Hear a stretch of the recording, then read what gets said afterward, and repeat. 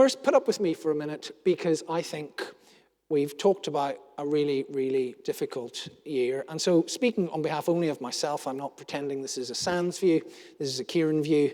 I think we need to start some necessary conversations, or kickstart, because we're already having them, some necessary conversations about cybersecurity and about our national and international resilience. So, the funny way of starting that is to ask you to read a government document.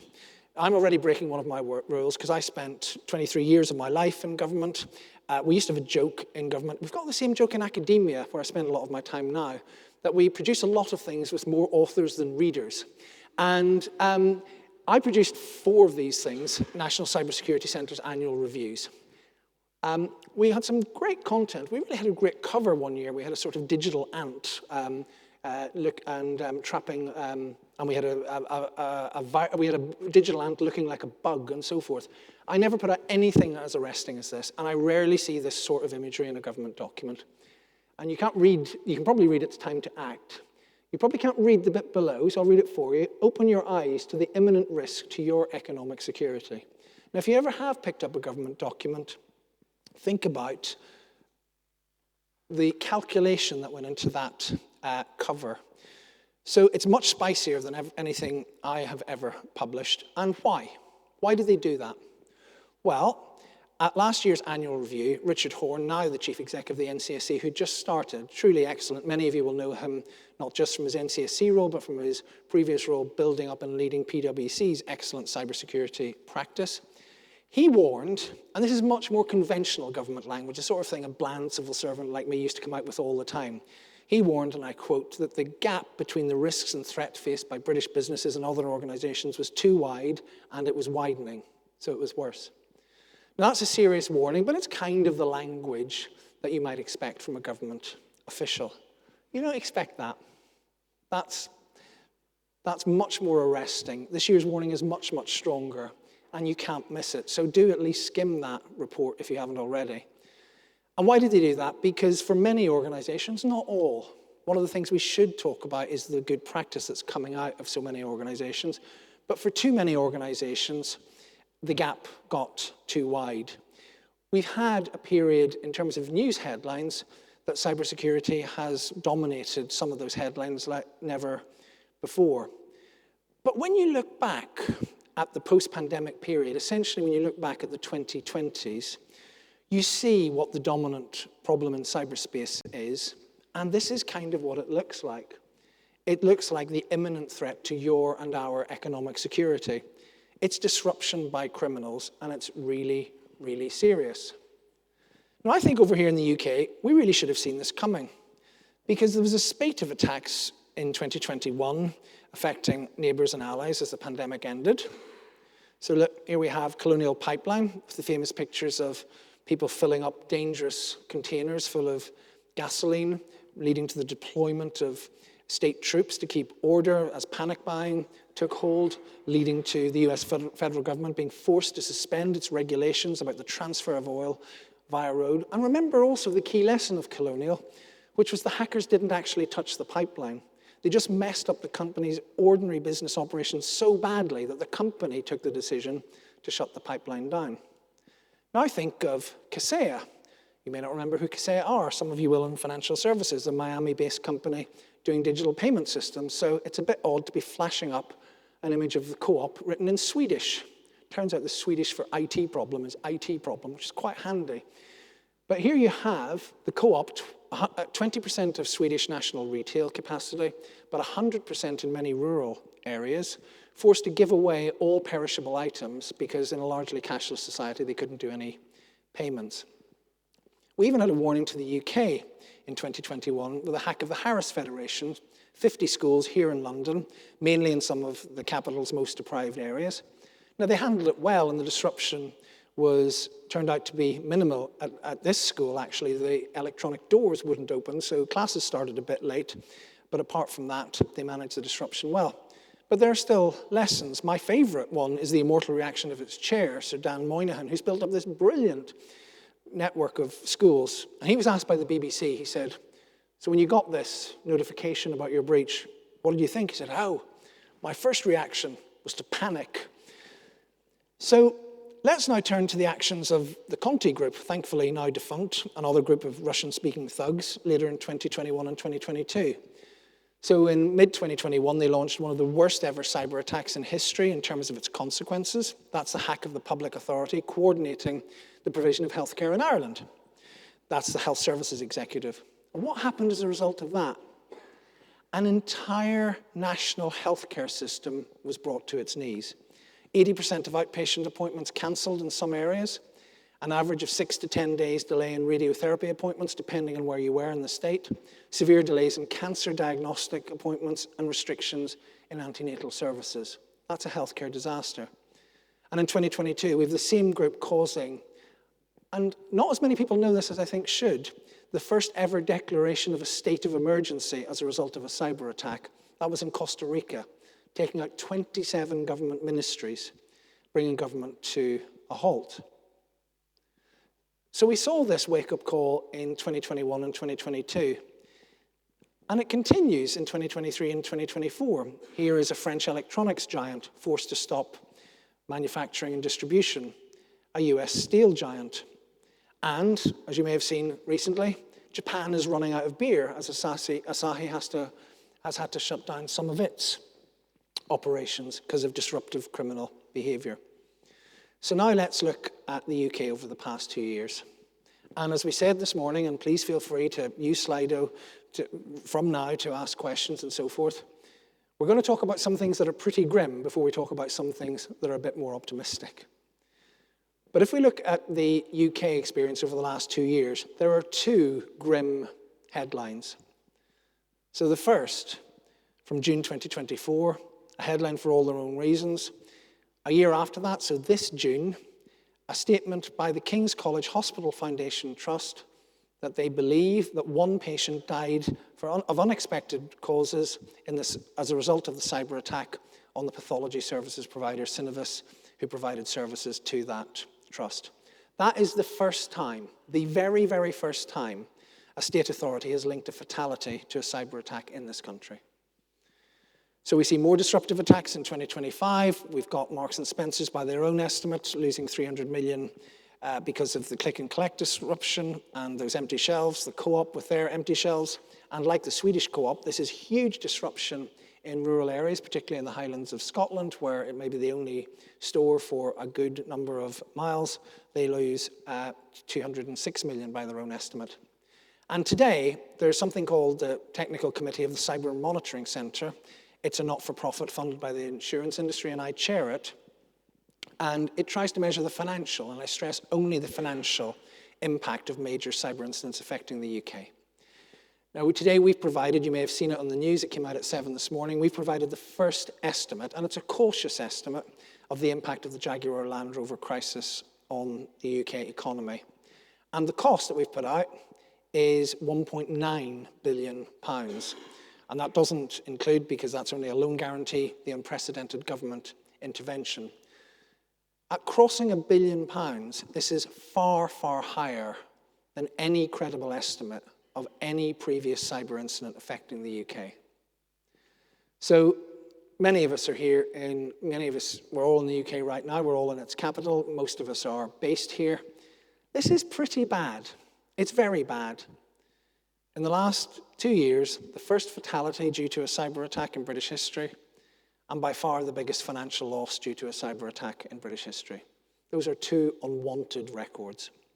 So it's a moment that we have to take stock. We have to realize we have a serious problem and acknowledge what the problem is. And we've all manner of cybersecurity problems and no shortage of hype about ones to come. And the ones to come are serious. But we know right now we have a real problem with criminal disruptive attacks. And it's a problem of the here and now. It's a difficult problem. A lot of it, not all of it, is hosted by unfriendly jurisdictions who won't cooperate with us in bringing the perpetrators to justice. That said, as we've read about in the last year or so, there's been some excellent police work, and there have been arrests of people from within the UK. So the National Crime Agency and others deserve a lot of credit for what they're doing to disrupt and, where possible, detain those responsible. But it is a problem for the future as well. And this is where your organization's economic security, the threat that Richard Horne and the NCSC were talking about, and what that annual review from the NCSC cover was talking about, that becomes a matter of national security. So let's just recap this whole list from the 2020s. Colonial Pipeline, Kaseya, Irish Healthcare, the entire state of Costa Rica, London schools, 50 of them, US steelmakers, French electronics firms, Swedish and British food retailers, British car makers, many, many others that I haven't mentioned. Now imagine all of them at the same time, and then some more. And I'm not making this up. This isn't fanciful. I'm not a FUD merchant. I hate FUD. I don't really believe in hype. Hype is the enemy of good cybersecurity. But I'm quoting an official statement, an official analysis by the Five Eyes government. We live in scary geopolitical times. So in 2023 and 2024, the combined Five Eyes governments, along with some European governments, warned of the so-called Volt Typhoon threat from China. So what the Volt Typhoon threat is about, it's the prepositioning of implants for, not for espionage purposes, but for disruptive purposes all over. They find them in American critical infrastructure in 11 different sectors, interestingly excluding healthcare. And by extension, it is believed that they will be in other allied countries, particularly the UK, as well.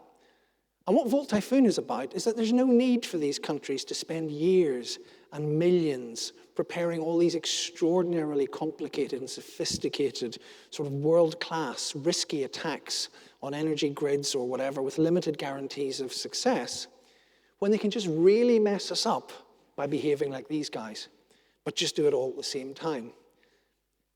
So one of the future threats, we've got the criminal threat here and now, of individual disruption of really serious magnitude, £2 billion from one incident. But now think of that aggregated by a nation state, and it's easily within their capacity. Think of ransomware without ransoms. You can't even pay your way out of trouble because the motive's political. They don't want paid. So that is why this risk matters so much, not just for our economic security, but for our national security as well. It's well within the capabilities of the Chinese state, the Russian state, should the situation in Ukraine deteriorate further, and should Russia wish to deter the likes of the UK, Western Europe, and others from getting further involved. They can do these types of attacks. China is known to have been preparing them. Russia has a playbook which can include them. So it's clear now, not just that criminal disruptive attacks are the worst problem in cybersecurity, but they're a playbook to hostile nation states on how to attack us. So cybersecurity is economic security, is national security. So for the rest of this talk, I'm going to go through three important lessons for the future that arise from this. And they are, firstly, how we cope with that disruption. Secondly, what I call thugs and thieves, and how to differentiate the cyber attacks we need to worry about, and potentially controversially, the balance between them. And then I want to talk a little bit to the future. I'm looking forward very much to what Florence has to say about how AI affects this balance for bad, but also for good, because we have to keep some positivity here, even as we meet at a very, very difficult time for the profession. So, to start with, on coping with the disruptive threat. Now, to do this, I'm going to do something a bit weird. I'm going to quote one of the leading socialists, some would say Marxist, British politicians of the late 20th century. So I'm going to invoke the help of Tony Benn. There, that ages me a bit. Hands up who remembers who Tony Benn was. Excellent. So a small number. So Tony Benn was a late 20th century, very left-wing politician in Britain. But he was widely respected across the aisle, including by his opponents, not least because of his steadfast championing of democracy. And he had this fantastic speech late in his life. He first made it in 1998, and it was questions to ask the powerful. He said, when you meet a powerful person, you want to ask them 5 questions. What power have you got? Where did you get it from? In whose interest do you exercise it? To whom are you accountable? And how can we get rid of you? So whatever your politics, that's actually quite a good treatise on power. If not strictly relevant, and you're now wondering what on earth is he on about, if not strictly relevant to the question of cyber resilience. It was the simplicity of that, I thought, even though I'm not worthy of his oratory, I thought I'd have a go at condensing Tony Blair's 5 questions on power into something useful for the powerful when it comes to cybersecurity, to our own leaders, and indeed to ourselves. So I will introduce Ciaran's questions to ask the powerful about cyber resilience. So, and as you can see, I'm thankfully still alive at the moment, so that's why I've put that there. I think you can condense the 5 into 4. So the first is, what are our most important assets? Do we really understand what we need to keep the business running? Is the thing we've been most worried about? It could be a particular business process, it could be something else.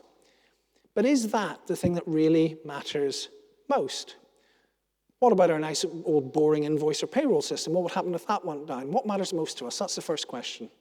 Then secondly, how can we protect those most important assets better?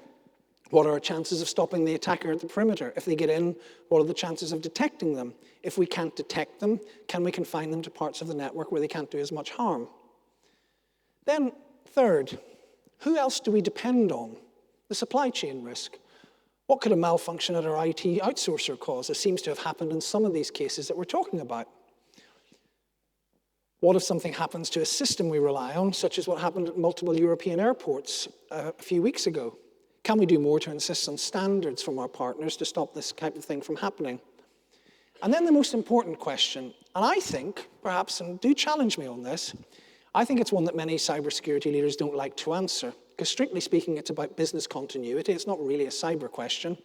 And also, and here's the bit that we should challenge ourselves about, it's an admission of defeat. We're supposed to stop this, but we can't always stop it. So it really, really matters that we ask the question, what do we do if we lose access to our most important assets? Are we going to be functioning at 50% capability after a week, or at 0% after a month? Because that difference really, really matters. And of course, don't forget, these 4 questions are useful because the one commonality if all of this goes wrong might be Tony Benn's 5th question, which is, how can we get rid of you? So perhaps use these 4 questions for cyber resilience as a way of avoiding the 5th one. So let's turn to the second point, the prioritization of risks. And again, here I want to be really quite provocative, and I don't expect everybody in the room to agree with me. It's a tricky topic, and it's one that we have to face up to. I've talked in pretty gloomy terms about what's been happening to us in the recent past, and I have not yet mentioned a single case of a data breach, not one. And that's because, although data breaches have been the perennial scourge of our industry, these are 2 quite different things we're talking about. They both matter, but it's the difference between what I call a thief and a thug. So I'll put it in really, really simple terms, too simple for this audience, but forgive me, but of everyday human physical security. So here are 2 horrible scenarios. So in the first one, for those of us of a certain age, we might have an old-fashioned filing cabinet of hard copy papers. And we come home, or we wake up, and it's quite clear that someone has accessed it. So the papers are still there, because don't forget, in a breach, you don't actually lose the data, you lose the confidentiality of it. You're still running just fine. So you come home, and it is quite obvious that somebody has been rustling through your files and presumably taken a copy of it. So your medical records, mortgage details, birth certificates, all that, they're still there. But someone you don't know has broken in, you didn't want them to break in, and they've probably copied them. How are you going to react? You're going to be really unsettled. You'll brace yourself for a higher risk of fraud, probably. You might brace yourself for being extorted, for leaks of sensitive information. You might feel you have to call friends and family whose records are in that filing cabinet to apologize for the breach of confidentiality. You'll be pretty shaken. You'll be scared. And then you'll pick yourself up and get on with your day, because you can. You'll manage it. But because physically you'll be fine. You can go about your business being vigilant, wondering and worrying what someone's going to do with the stolen information. But you can go on as normal. And that's what a data breach looks like. That's cyber thievery. But what's happening now is cyber thuggery. So we call this a cyber attack, and we also call this a cyber attack. And cyber thuggery, and I'm sorry to put it so brutally, is someone attacks you, punches you repeatedly in the face, and breaks one each of your arms and legs, leaving you in severe pain and discomfort and unable to function and work fully for probably several months. You're not physically fine at all. You're not going to your next meeting. It's not business as usual whilst managing an additional risk that you know about. And that's what the cyber thugs are doing. Now, no one in this room wants either of those things to happen, and I'm not asking you to choose. My point being is that they're very, very different things, despite the common name of cyber attack. Preventing them has a lot of commonality, perimeter defense and so forth, but it's not the same. It's not exactly the same. But how you cope with them and how you plan to recover for them is entirely different. And right now, it's disruptive cyber attacks that are killing human beings through messing with hospital systems. It's disruptive cyber attacks that are emptying shelves of food. It's disruptive cyber attacks that are causing fuel shortages, and they're closing factories and forcing companies out of business. I think there may be some companies, when faced with these unenviable choice, where nobody wants either of these things to happen, there will be some companies, perhaps a Magic Circle law firm, I don't know, for whom the breach of confidentiality will be more serious than not being able to bill for a few days. But for most, I reckon if you ask most CEOs who've been through both, and there have been plenty of double extortion attacks and so forth, if you ask most CEOs and boards and CISOs who've been through both the disruptive and the data breach, which is worse, I would be fairly confident that they would say the disruptive attack is worse. And that's certainly borne out by the financial and economic data that's coming from the recent spate of attacks. So what's the lesson? Well, there's a lesson for organizations. When prioritizing cyber risk, they must take the disruptive threat seriously. Now that may seem obvious, but if you're looking only at legal obligations, for many, many organizations, nearly all in the UK, not entirely all, before the Cyber Security and Resilience Bill is passed, the only legal obligation is to protect personal data. It's the only one. And my worry, and this takes you beyond the organization into the whole ecosystem of public policies, we've built so much of our cyber defense frameworks, laws, defenses, policies, governance frameworks, media discourse, culture, around data breaches and data breaches alone. So we need to broaden this discussion into mainstream national debate. I think, just like the first of those 4 questions for the powerful and organizational level, we need to have a national and international conversation about what we care about protecting most. So, we have a system where the law and corporate rules tell us that what really matters for most organizations is personal data. Really? Well, let's go back to those awful events in Ireland to test that theory. So, if you go back to events in Ireland, there's a double extortion ransomware attack. In other words, the hackers halted healthcare and demanded a ransom to unblock the network. That was the thuggery. When that was not paid, they revealed they'd also exfiltrated some patient data. They sent it to the state authorities. At that point, I've checked this so many times because it sounds so preposterous, but it's absolutely true. It was only at that point that Irish law was breached. As one person closely involved in the incident response told me, in effect, before the breach, the Irish system was essentially saying to its people and to its cybersecurity workers in the healthcare sector, we're sorry if your potentially life-saving operation has to be cancelled. Our priority is your email security. That was the case. It's changed since. Now, no one intended this to happen. Nobody set out to design this, but that is what happened. Now, let's be clear, data security does matter, but it's not the only risk. And some data matters more than others, but the law and the way we talk about it in mainstream discussion doesn't really treat it like that. I was really struck, and you can look back on this if you look at news articles from about 6 weeks ago, when Jaguar Land Rover was first attacked. A lot of the media scrutiny was, did they lose customer data? And maybe they did, maybe they didn't, and the story changed a bit. I was screaming at whatever device I was listening to or watching. In this context, who cares? the data set owned by that company would be of relatively trivial importance. The data set owned by a healthcare provider, much more important, by a mortgage provider, much more important, by a national security vetting database, extremely important and strategically vulnerable. But there are gradations. But we don't treat it like that.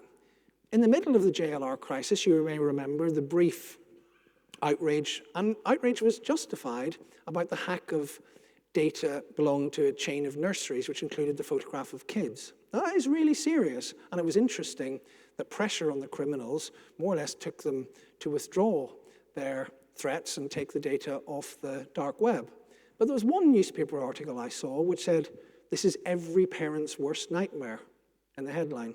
Speaking as a parent, I don't want my kids' pictures all over the dark web, but it's not.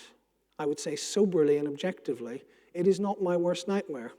This was a Russian group. The physical threat to the children was fairly negligible. The financial threat to the parents directly was zero, so there's no financial data. They needed to be aware of scams. The government services that could have been spoofed could have been aware of scams.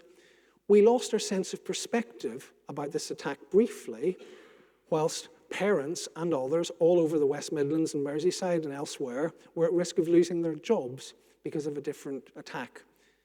We didn't get the gradation right. And we also forget sometimes our own agency. In Australia, there was a really serious data breach of more than a third of the population, men, women, and children's healthcare records in 2022. They faced it down. Really robust police action about who was looking at it on the dark web, media self-denying ordinances about not looking at individual files and so forth, allowed them essentially to demonetize the data set, and when the data dump actually happened, they did follow through on their threat. There's very little, if any, evidence. There may be a few isolated cases, and with a 10 million data set, you may well have had some, and they're very, very awful. But they managed to face down the hackers, didn't pay the ransom. And it's interesting that from that point, according to some studies, you can see levels of payment for data extortion falling because people are saying, well, if Medibank, with a third of a major country's healthcare records, if they can face it down, well, maybe we can too.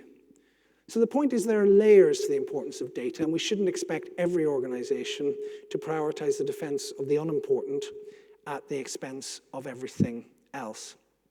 The bottom line for me is, if society and our policymakers wants and expects organizations to protect themselves better from cyber disruption, we need to stop saying, effectively, whether we realize we're saying this or not, that relatively trivial data sets are the most important legal priority. And that's a conversation we need to have, because cyber resilience, the lack of it, is becoming a national security risk. So we need to have the discussion about our priorities. Lots of stolen, so-called stolen data is already in the public domain. But at a time when we're seeing the first fatality and the biggest ever financial cost, is there not a discussion we need to have about our balance of priorities? Now, I'm not necessarily arguing for new laws. I think the silliest thing the state could do could be to fine Jaguar Land Rover for what's happened to it. It's obviously suffered deep commercial damage. But maybe we need to look at how severe and, frankly, lacking in nuance some of our data protection laws are. And also, I'm slightly baffled, and this is something for a leader's conversation, why corporate governance rules, which stretch from everything and have done for years, everything from pension liabilities to sustainability, are actually really quite light when it comes to cyber. So let's have that discussion. Let's work out. Let's recognize the difference between thugs and thieves, and let's work out which we care about most. But I think to turn towards finishing, one thing I just want to turn to is the third topic of AI and innovation. So one of the most important ways of getting this right and securing the digital homeland for the future is to get ahead of these threats and use the transformation of our tech stack for the betterment of defense. So what impact will AI have on cybersecurity? The reason I brought this slide up is to remind ourselves what the predictions were when internet-based technology came in. That's from 1995. Those of you as old as me will remember. Look, the top says, Jerry Garcia dead at 53. That's a long time ago. Predictions of cyber war disaster from the internet. This is 2011, predicting a 9/11 event, and there are all sorts of cyber 9/11, cyber Pearl Harbor warnings from the early days of digitization. And we're seeing some of that in AI, and there's a catastrophization of AI threat. So the way I want to think about it, and would like to invite you to think about it, is, well, look, let's take a balanced view. We've had a really hard time with cyber disruption this year, but we haven't had anything like that. We'd know about it, we'd be talking about it, we'd be in crisis mode. So we've had a sort of uneasy equilibrium in cyberspace for the last 30 years. We've had a lot of harm, but nothing completely catastrophic. And I would say there's been an uneasy, what I would call digital security equilibrium. And I think there are three different aspects to this. It's why we've managed digitization just about okay. So the first reason for that is, when human safety is at risk, English is useful, unlike, say, French and Spanish. Security and safety are two different words, and they're two different things. You get into an airplane, and if the air traffic control system fails, either because it's hacked or it crashes by accident, the whole aviation system will be messed up. There'll be delays, there'll be costs, there'll be missed weddings, funerals, board meetings, and all the rest of it. And nobody will suffer so much as a nosebleed. If you don't believe me, that's what happened in this country in August 2023. It was an accident, but air traffic control failed, but planes can land safely because we haven't subcontracted out their safety exclusively to hackable computer networks. The second is, it's quite hard to be really good at cyber attacks so far. The really devastating ones have to date, hold that thought, been in the hands of actors who need a lot of money, a lot of stability. It's why, for example, Al-Qaeda or so-called Islamic State never quite managed it. They didn't have the stability to do it. And those people, if you take nation states like Russia, we may not like them, we may not like what they do, but they've some sense of escalatory risk. So to be really good, anybody can hack, but to be really good, you have to have money and you have to have capabilities. And then finally, this is just code, it's got no morals, it's maths and engineering. So if you can use it for bad, you can use it for good. And despite the sort of hype that we always have about how hackers are getting better and better, we've actually never completely lost. We've lost on individual days, we've lost quite a few times this year. We've never actually had a time when the capabilities of adversaries completely outpaced those of defenders. Defenders have advantages. So that's what's happened up until now. What happens in AI? Does it hold? Let's test these three things. Well, this one, I'm putting a tick beside it because we could subcontract air traffic control exclusively to AI with no human in the loop. I don't recommend it, and if it happens, I'm never getting in an airplane again. So that would be stupid. Let's not do that. We have control, complete control. Autonomous vehicles have been much slower to be implemented in full than people predicted 10 years ago. Famous prediction from the head of the section at Google that was doing it, who said he had an 11-year-old daughter at the time and she would never need a driving license. Pretty much hope she has one by now because they're not ubiquitous yet. They probably will be. Why? Because we've taken time to get the safety and security model right. This one really worries me. We have a bunch of marauding criminals causing £2 billion of damage to the British economy. How'd they do that? There's a democratization, terrible misjudged word, but AI does make, and automation does make getting access to capabilities cheaper and easier. So we have to watch for more actors being able to do better things. But this is the one I want to finish on, and this is where the call to action comes. We don't know yet whether AI for bad will defeat AI for good, or whether it's going to be the other way around. It must be the other way around, or at least a score draw. We must get innovative. We must use AI for the betterment of cyber defense, and there are huge opportunities to do so. Think about living off the land techniques.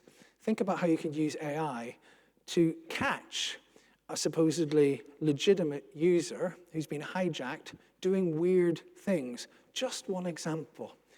So if we go back to this, because we don't know yet, but that is one of the areas where this community has to win the fight, because there will be criminals and nation states operating more cheaply, operating more effectively, because they'll have access to the better tools, but our tools can be even better. We can use what we've got, expertise, rule of law, well-organized, innovative people.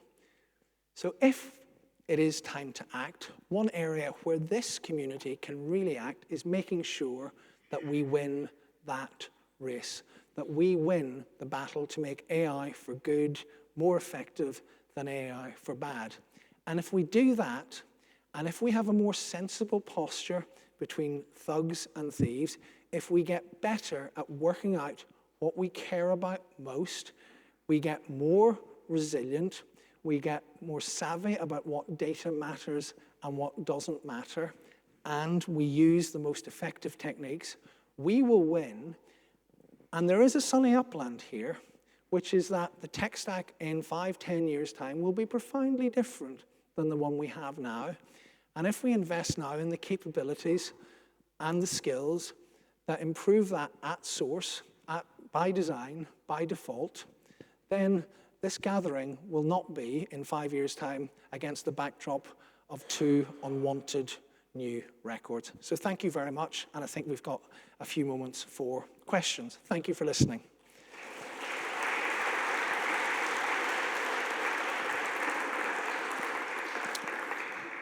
I'm chairing myself, so I don't know if anything's going to come up on Slido, or if there's anybody in the room with something, or if anybody wants to ask. Otherwise, we can move on rather swiftly to the next and better session. Any questions? There's microphones at the back.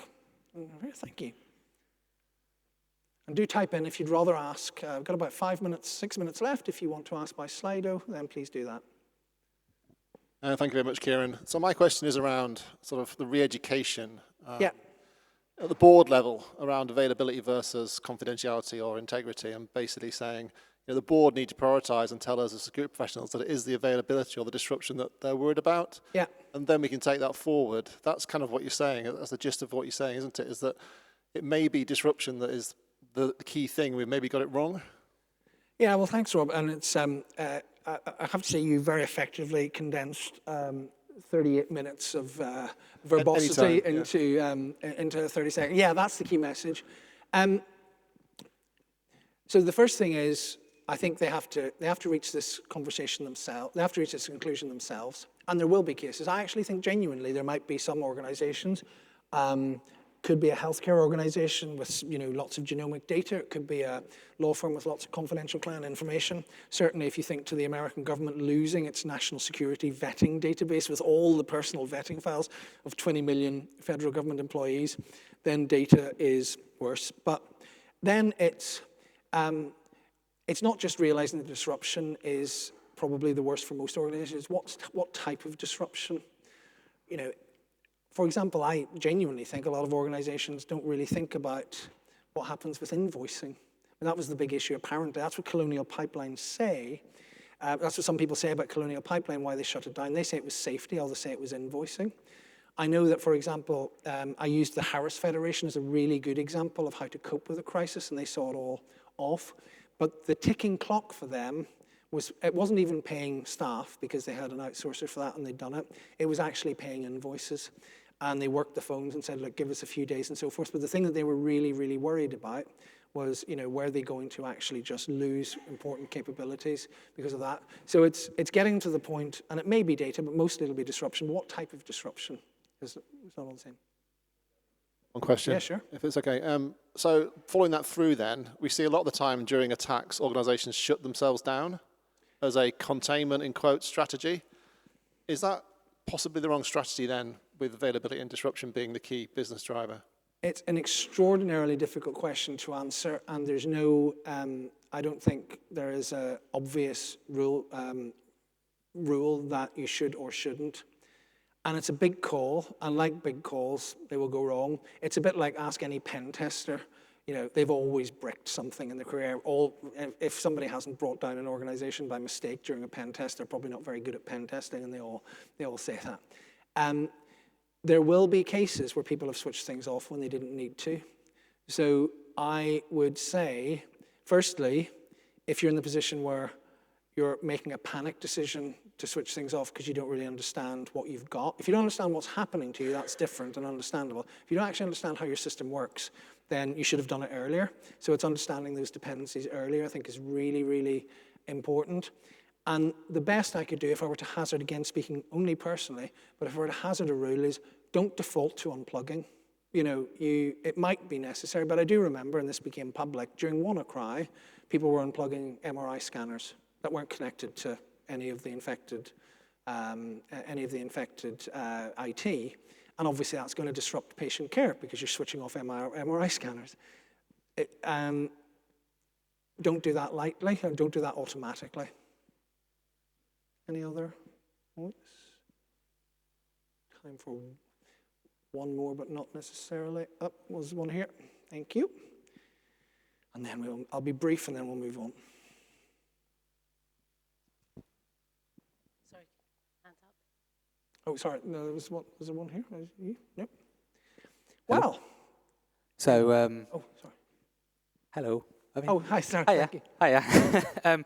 I just wanted your opinion on something. I was at the Security Institute 25th annual last week, and it was argued that security is still not a profession, although everybody in the room was a security professional. Yeah. Security itself is not a profession, and I wanted to get your opinion on that statement and whether or not, I should just elaborate, sorry. The reason why it's not a profession is because security is still not embedded across board level in a lot of organizations, and I just wanted to get your opinion on that and whether that would impact what we were discussing about becoming more resilient and taking security more seriously in the future between the thieves and the thugs, what can people in this room do in order to ensure that security is more embedded and becomes a profession in the future?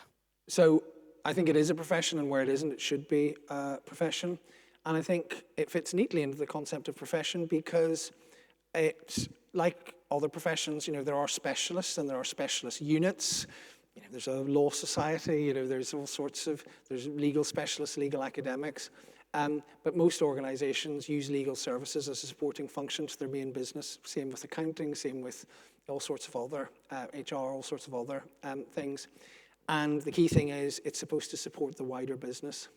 And that's why it takes you back to Tom Harvey's excellent point in the podcast about you have to persuade people that it matters. And in some of those areas like law and accounts, you don't have to because it's automatic and it's ingrained and maybe even it's a legal requirement. But I think for most people, it's about proving that it matters to the business. And that's the way to do it. It is a professional responsibility, but in most organizations, it is not the primary decider. If I give one example from my own career of an area where we got it wrong, in the early days of government digitization, when the British government digital service was probably the best in the world at transforming digital services, the security people just said, hang on, this is too risky, it's government, we're special. Didn't understand the imperative of digitizing services, modernizing public services, getting things better, and working out, look, this is where these organizations, the state, the government need to go. How can you make it work in a way that's sort of manageable? How do you get, because the result of our negativity in those early years was exclusion from the table because we weren't helping. So that's one issue. And then the other issue, pursuant to the conversation with Rob, is bringing it alive. So hope that helps. Thank you for that. I'm sorry that we're about to run over. So it is now my pleasure to welcome to the stage our next keynote, and it's a real honor. Nicola Hudson, OBE, is a partner at Brunswick specializing in crisis communications in cyber, for which I know from first-hand experience she is extremely well trained and versed and experienced because she was the first head of communications at the National Cybersecurity Centre. So by the time she left, it was several thousand and counting of major incidents. Slido will be open, so I think the last time maybe it wasn't clear enough. So in terms of questions at the end, which I'll moderate, you can type them in at any point in time and give us a good bunch of questions. But Nicola, over to you, and welcome to the Cyber Leaders Summit 2025. Thank you.